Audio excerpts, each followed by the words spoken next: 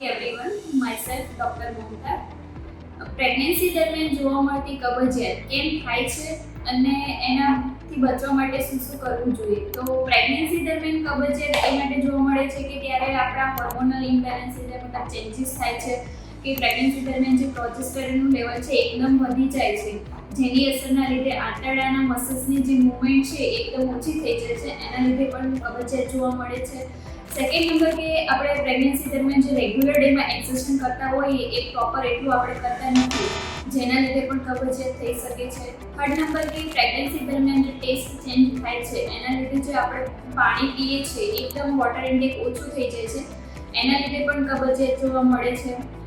Fourth number કે જે પ્રેગ્નન્સીમાં આપણે આયર્ન અને કેલ્શિયમની ટેબ્લેટ લેવાની હોય છે, તો એ આયર્ન અને કેલ્શિયમની ટેબ્લેટના એબ્ઝોર્પ્શનના લીધે પણ એક કબજિયાત જોવા મળે છે.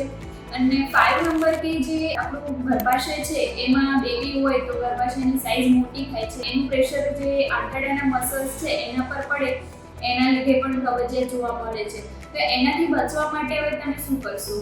તો પહેલાં તો તમારે દિવસમાં 3 થી 4 લીટર પાણી પીવાનું રાખવાનું.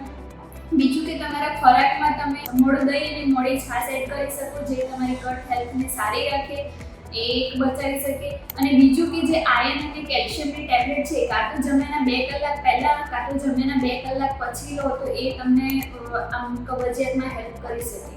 Thank you.